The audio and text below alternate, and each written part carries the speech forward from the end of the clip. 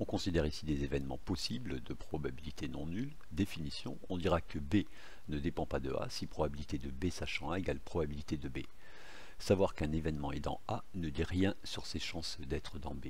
Alors, ce sont des choses qui arrivent. Exemple ici, dans la même classe que dans la précédente vidéo, on demande aux gens s'ils pratiquent un sport. Et on regarde par exemple probabilité d'avoir affaire à un sportif, sachant qu'on a affaire à une fille. Donc parmi les filles, on lit qu'il y a 8 sportives sur 12.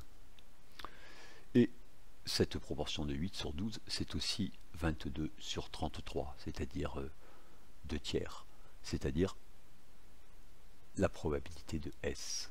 Donc ici, S ne dépend pas de F. La proportion des sportives parmi les filles, c'est la proportion des sportifs dans la classe, 2 tiers. Alors, on va modifier un petit peu cette définition. D'abord, on la réécrit. Voici. Et on va multiplier à gauche et à droite par P de A. On obtient ceci. Puis, on divise à gauche et à droite par P de B. On obtient ceci. Et par définition de la dépendance, ça veut dire exactement que A ne dépend pas de B. C'est-à-dire, on a ici P de A sachant B égale P de A. Savoir qu'un événement est dans B ne dit rien sur ses chances d'être dans A. A ne dépend pas de B.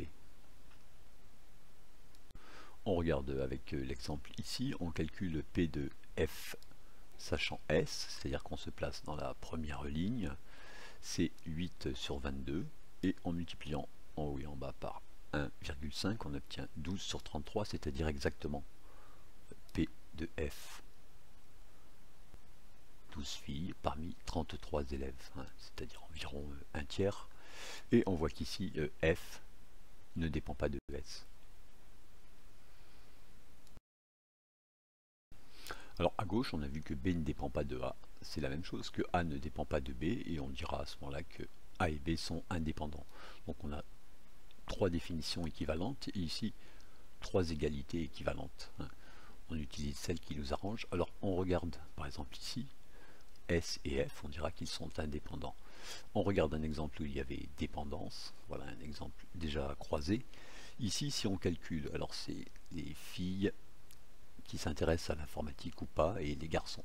Si on calcule P de I sachant F, qui est ici, c'est 3 sur 12.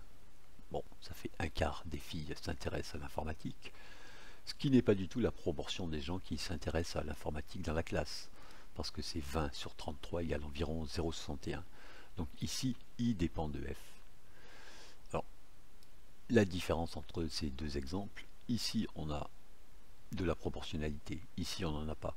C'est-à-dire, un quart des filles seulement s'intéressent à l'informatique, alors que chez les garçons c'est presque 80%. C'est même un peu plus de 80%. P de I sachant F bar, donc parmi les garçons, 17 s'intéressent à l'informatique, parmi 21, 0,81.